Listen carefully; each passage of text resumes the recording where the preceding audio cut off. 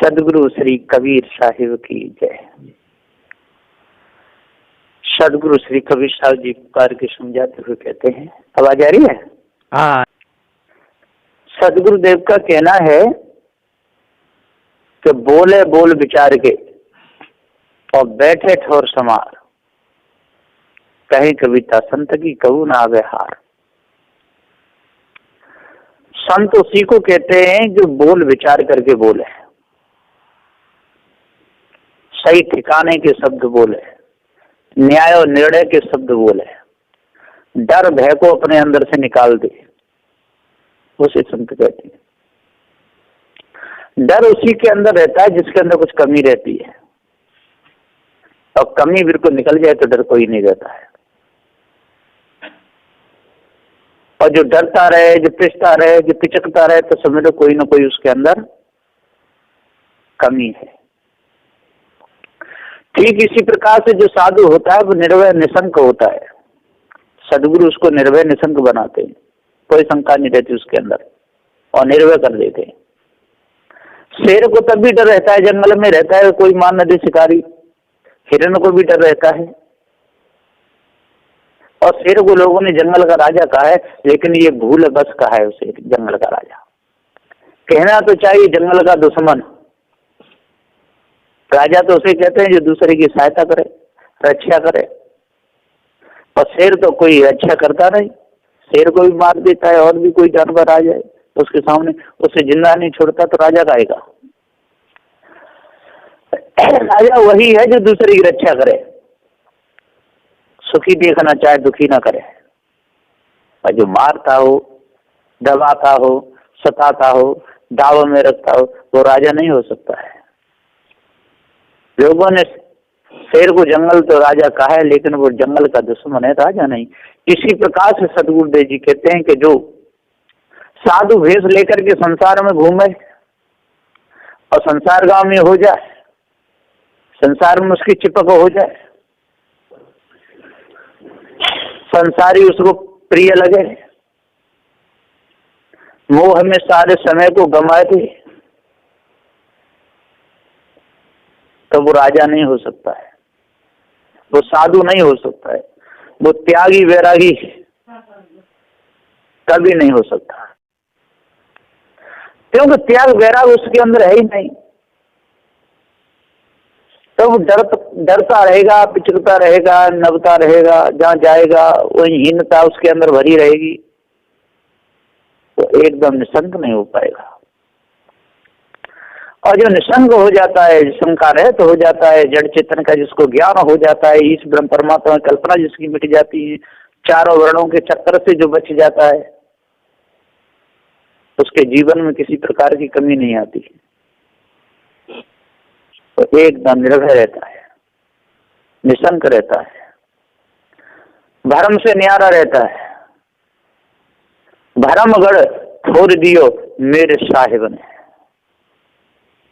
सदगुरुदेव जी बिल्कुल भरम को फोड़ देते है ना। जितना भी मोह मोता आसक्ति का ये गढ़ है,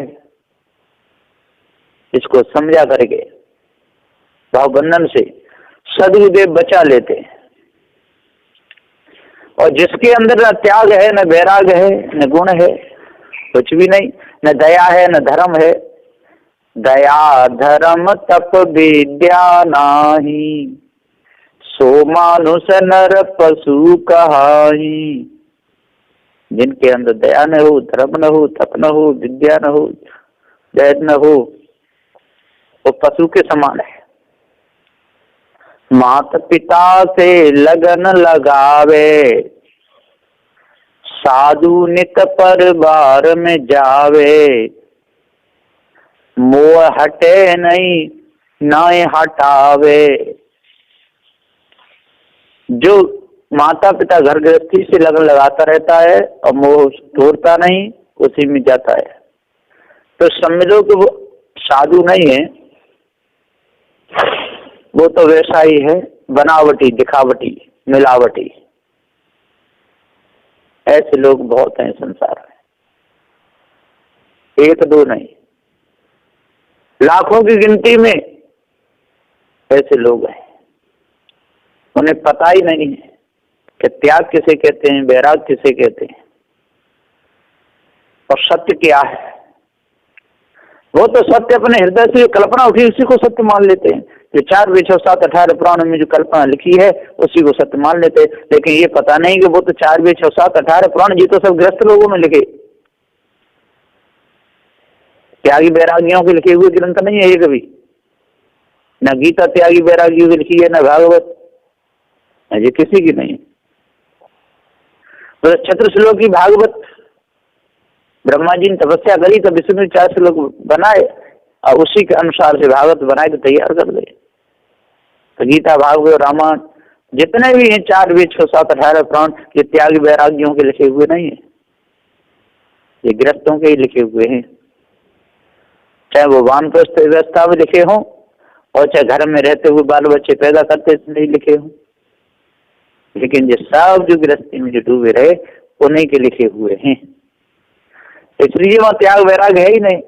और लोग और त्यागी वैरागी यदि उसको पढ़ करके उनके अनुसार चल करके अपना कल्याण करना चाहे तो कभी नहीं हो सकता, क्योंकि ब्रह्मा विष्णु महेश भी संसार में लटके रहे है ना। शेष कपिल और व्यास ये भी सब संसार में लटके रहे, भटके रहे, तो अटके भटके लटके रहे ये सब के सब।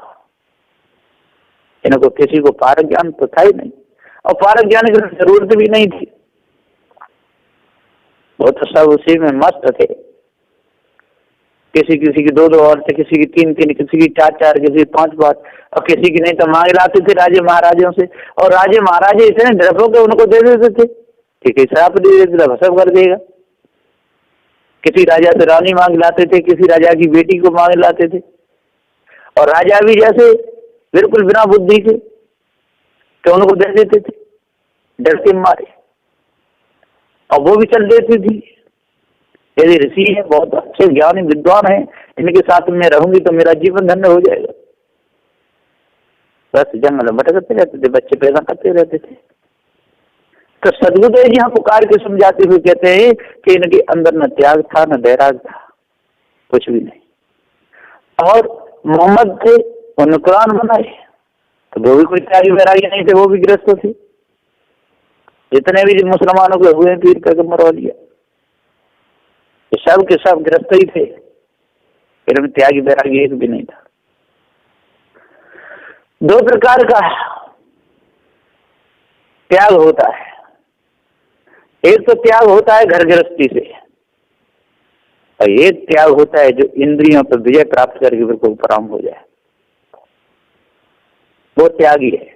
और जो घर गृहस्थी से त्याग कर दे लेकिन इंद्रियों का गुलाम बना रहे तो वो त्यागी नहीं।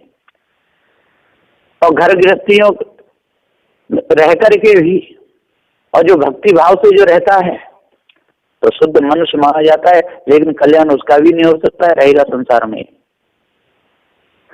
और जो पूरी वासना मिटाता है,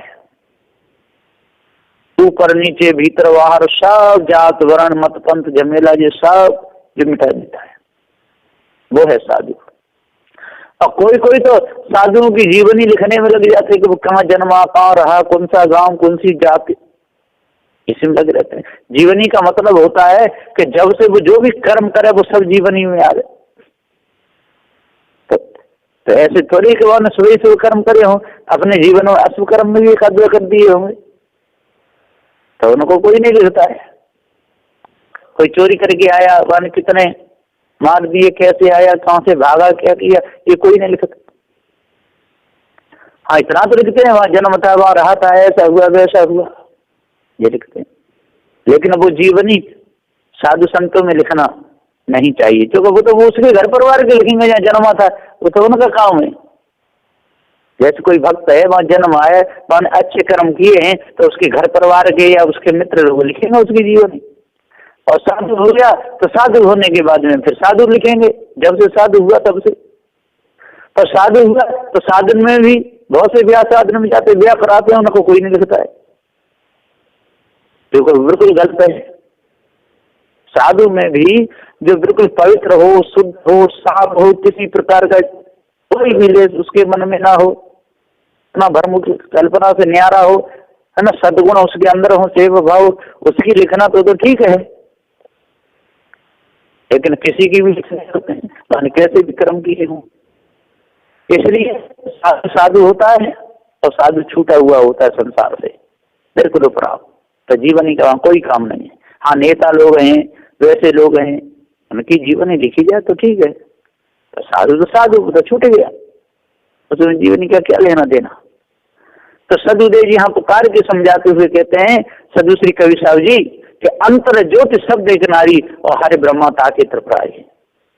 अंतर कहिए भीतर और ज्योति कहिए बाहर, और शब्द कहिए नाना प्रकार की रोचक भयानक, और नारी कहिए वासना। इसी में सारा संसार अब पिस रहा है, पिसता जा रहा है, उन्हें पता ही नहीं कि सार क्या है, धोखा क्या है। लोग मंच पे बैठ बैठ करके दूसरों की बुराई करते रहते हैं, है ना, फलाने पेट उसकी बीमारी से मर गए, फलाने पेट के ऐठा से मर गए, उनके गोद टूट गए इसलिए मर गए, उन्हें पटक लगी इसलिए मर गए, कोई संन्यास में गिर के मर गए, बस यही करते रहते। ये है उनका भजन पूजा पाठ। अरे जैसा प्रारब्ध जिसका हुआ उससे तो शरीर छूटे, उससे क्या लेना देना है, और उन बातों को बखान करते रहो। तो बड़े बड़े ज्ञानी भी, बड़े बड़े ध्यानी भी, जो त्यागी तपस्वी बनते हैं, वो भी इन बातों में भूले रहते हैं। अब कल्याण तो सकोच नहीं है, मनुष्य जन्म मिल जाए वो बहुत ठीक है, इतना भी अच्छा यदि मिल जाए तो जहाँ पर सदगुरुदेव का सत्यनारायण का उपदेश यही है कि जीव को भव बंधन से छूटना चाहिए, और मनुष्य खाने में आके ही छूटेगा, पशु पक्षी उसमें खाने में नहीं। वो आगे संस्कारों को यदि मनुष्य जन्म में आके मिटाएगा तो ठीक है, नहीं तो नहीं। कोई कहते हैं कि मनुष्य जन्म से और तब मनुष्य जन्म में आता है, तब उसके शुद्ध विचार रहते तब साधु हो सकता है, नहीं तो नहीं। ये बात बिल्कुल ठीक है, ये मान्य है।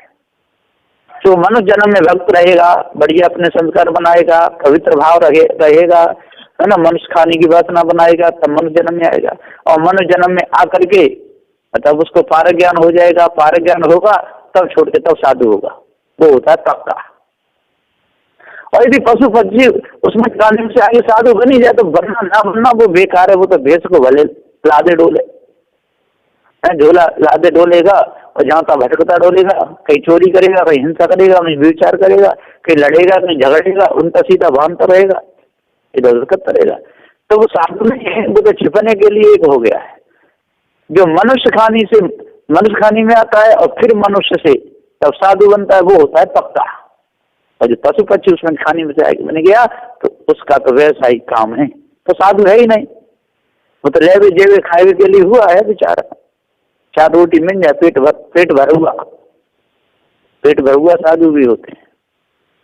तो सदगुरुदेव यहाँ पुकार के समझाते, वो डरते रहते हैं, छिपके आते रहते हैं, पिच पिचाते रहते हैं, जहाँ जाते हैं वैसे ही हो जाते हैं। गंगा तो गंगादास, यमुना पे यमुनादास। किसी देवी भागवत वाले के घर में पहुंच गए तो वाह वाह आप तो बहुत बड़े भक्त हैं, आपने अच्छा किया है, क्या कर रहे हो आज, कुल देवी की पूजा करिए, बकरा काटा है, अरे धन्य भाग्य हो गया आपका, तो क्या कहना। बस वो भक्त पैर छूने लगते हैं, आरती करने लगते हैं, भेंट चढ़ा लेते हैं और जेब में रख के फिर आगे बढ़ गया।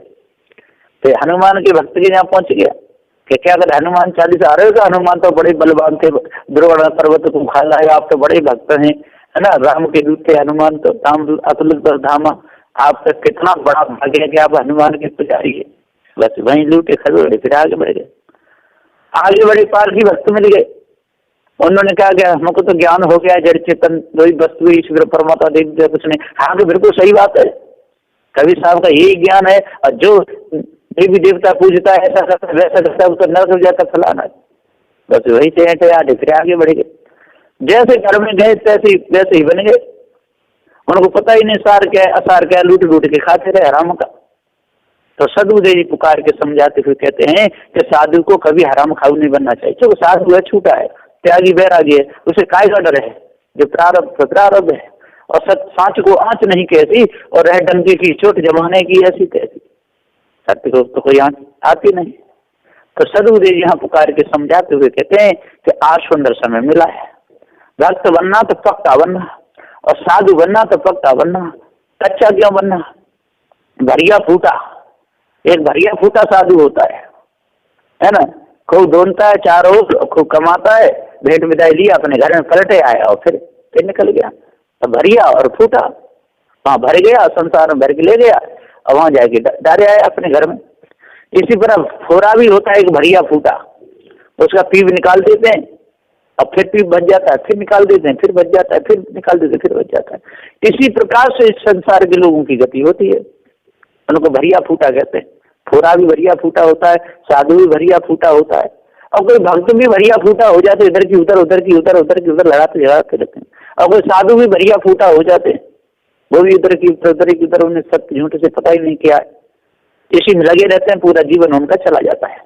तो सदगुरु देव जी पुकार के समझाते हुए कहते हैं कि जितने जी ईश ब्रह्म परमात्मा देवी देवता भूत चुड़े ने तंत्र मंत्र जादू टोना हवन होम 4 वेद 6 7 18 प्राणों की वाणी में लग करके पंडित पुजारी जो सारे भूले हुए हैं और पत्थरों की पूजा कर करके सिर पटक रहे हैं और दूसरों को भटका रहे हैं। तो भटके करके स्वयं मरते हैं, दूसरों को भटकाते रहते हैं। इसलिए साधु संतों को ऐसा कभी नहीं करना चाहिए। साधु संतों त्यागी वैरागी होते हैं, भक्त जो करें सो करते रहें, उनको भी सत्य का उपदेश ही देना चाहिए।